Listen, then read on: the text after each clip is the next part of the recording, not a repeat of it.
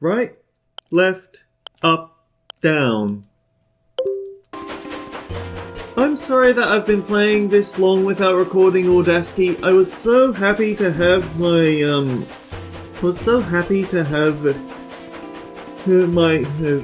video recordings working that I forgot to actually start up Audacity, so apologies for cutting in about 12 minutes into the episode. Greetings and salutations everyone, I'm Mac. This is Let's Play Legend of Zelda Spirit Tracks. That behind us, that isn't a dark train, that's something much worse. That is an armored train. We can't slow them down even with cannon fire. This dark train here is perfectly fine though. But yeah, for those who didn't know, I've actually recorded this episode before and the next episode, but they had no audio, and according to my YouTube poll, the one person that voted on it said just go back and re-record it. So I had to redo the thing with Carbon. It turns out that it is a heavy play a lot better than I did the first time when I was escorting Carbon. Oh wait, we need to take the lower route because the dark train is taking the upper route. That was close. So yeah, armored trains. We can't slow them down with cannon fire, but they're also actively hunting us as opposed to dark trains which just go wherever they want to.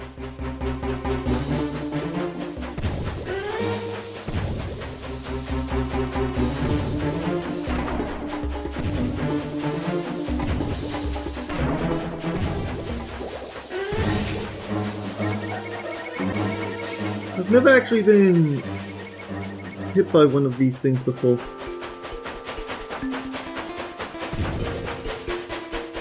Huh.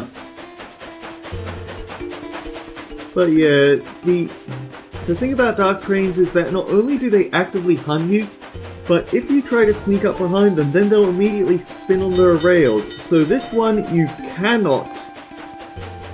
That dark train, that armored train that's been tailgating us the entire time, You can't use an intersection to try and sneak past him. He'll just drive some way, spin on a dime, and then immediately start chasing you at full speed again. You do not mess with the armored trains.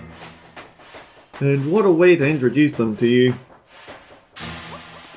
So yeah, we're only about halfway through the episode, and here we are at the Marine Temple. You're ready to go in, right, Link? Oh yeah. Okay then, onwards. So we're going to do some of the Marine Temple. Not all of it, but just... Last time I was able to make it to the mid-boss and get the dungeon items, so let's try and do that.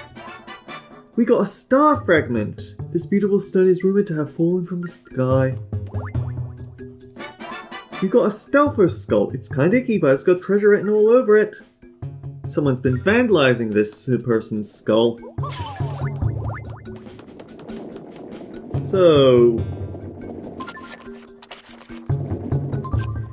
Sudden Persona 5 vibes. We have no way to sneak past these rocks. They're too rapid, so we'll have to go somewhere else to figure it out.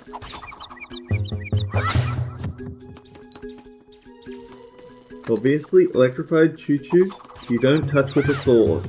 You stun them, then hit them. Above sits the first. So, here's a question. Can I...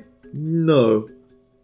So, I have to mark down the numbers on this floor and then remember them on the next floor. Above sits the third. I think this one is the second.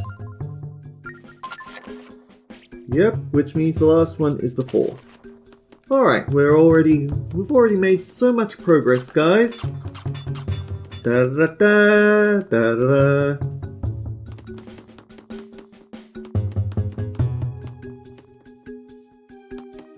Now then, here's something that I didn't catch until a bit later. We can't actually do anything with this, but...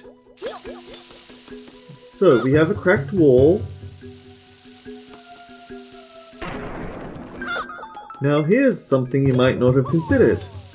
On the other side, you can actually see this strangely unused entrance, which gives you the hint that there's two places you can jump. Face up so that your shield will block these arrows.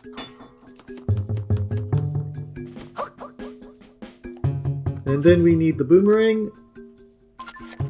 And to look down a floor. 1, 3, 2, 4. 1, 3, 2, 4. And then we have to hit them in that order, otherwise we get shot with arrows. 1, 2, 3, 4. It's even in the shape of a backwards 4. What fun!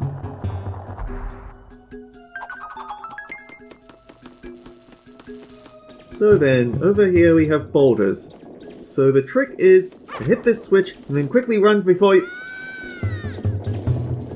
To be honest, I did remember that, but I just wanted to recreate the moment. So what we're actually supposed to do is use the item that we already have equipped. I guess if you're feeling particularly gutsy, you could use bombs to do it, but the boomerang is just simpler.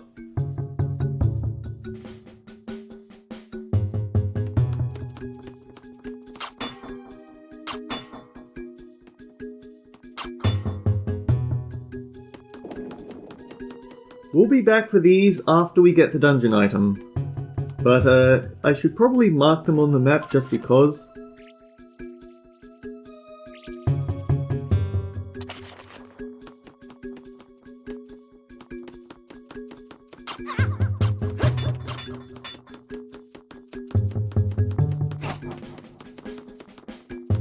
And as you can see, the boulders are now dropping into this hole instead of rolling down from here, so it's very nice. We can't do anything with this yet, but there is a chest. We should mark that down. And I'm pretty sure there's also a chest over here.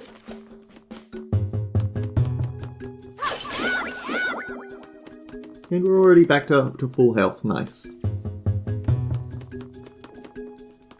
You will tell us where we need to go. Over here I remember there's a chest.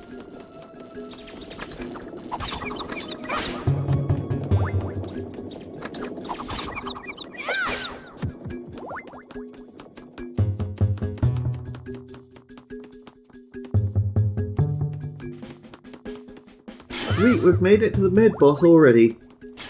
And we're only 20 minutes in. I guess that's what happens when you remember how these puzzles go. So this is annoying. Because it's actually very unclear how you're supposed to fight this guy, because if we try to get too close, then he'll yank us away. But if we try to get away, then he does that.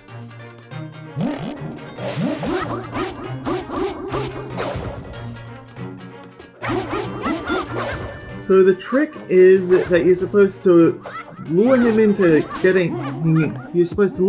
pulling you close, but then you use a slash. You don't use a target attack because Link is off balance. You have to use a slash in order to hit him. So basically, when he starts pulling you, then you start drawing lines in his general direction, and Link should do this attack. Anyway, it's time for something fancy and fun. It's the whip. This really is an Indiana Jones dungeon. Tap and hold to wrap the whip around objects and swing from them. Incidentally, if he does get you in his grip a second time, but you're close enough to a pot, you can just pick one up and chuck them at his face, and that'll also distract him. But the whip. This is incredibly fun, much better than the grappling hook. Sorry, grappling hook fans, but it's true.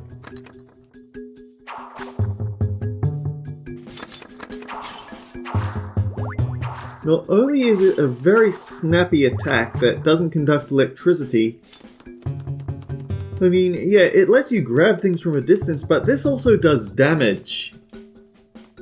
Are there yellow chews that we can pick a fight with? No.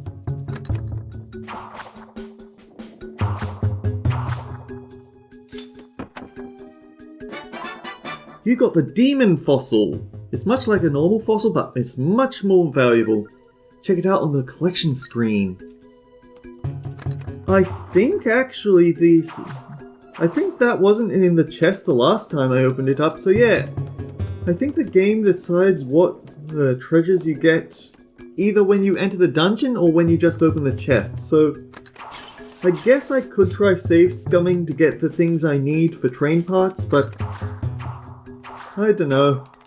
I'm doing a let's play and I'd rather hang on to my restore points for... I want to hang on to my restore points for if I have to redo episodes.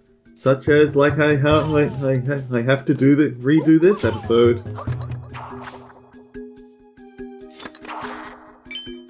And there's a switch. It was not a treasure chest, I should probably correct that.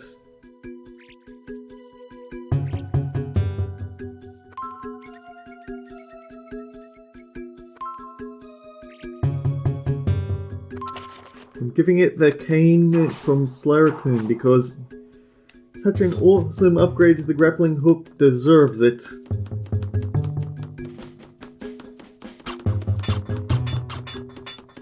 Nearly fell for it a second time. You got the white pearl loop. These stunning pearls glow elegantly in the light. Check it out on the collection screen. And finally, up here, plot twist for what we're gonna get.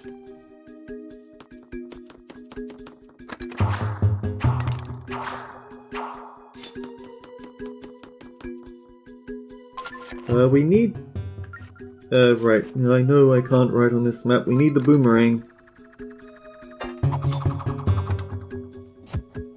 And that lets us complete our little expedition with the whip. I know I can't write on the map. I keep opening it by mistake when I want to get the menu.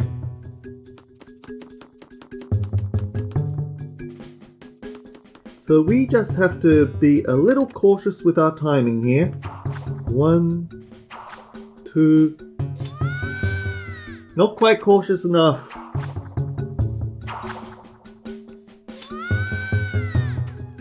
Darn my impatience getting the better of me. 1, 2, buckle your shoe. I think actually this door is locked until we... yeah.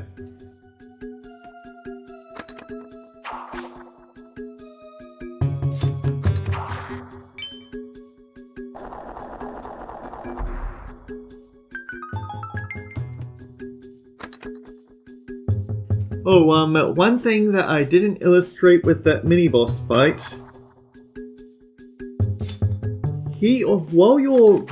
While you're tied up with the whip, it also blocks you from using sub-items. It's not nice. This is a stamp stand. Let's stamp Nico's stamp book. Here.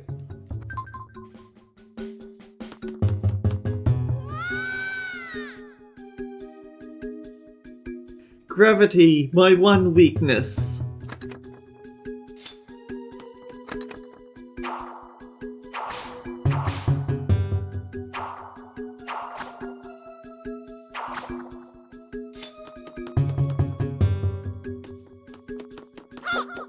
Anyway, with that little bit of backtracking aside...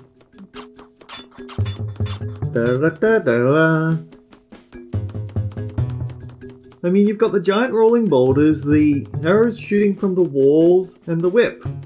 What more could you need for an Indiana Jones reference? Anyhow, I feel like 27 minutes... Should we go a little bit further? Because the boss won't take that long after we've beaten the mid-boss. Yeah, let's call it here. It's where we called it last time. So, until next time, guys, take care. I'll see you all around.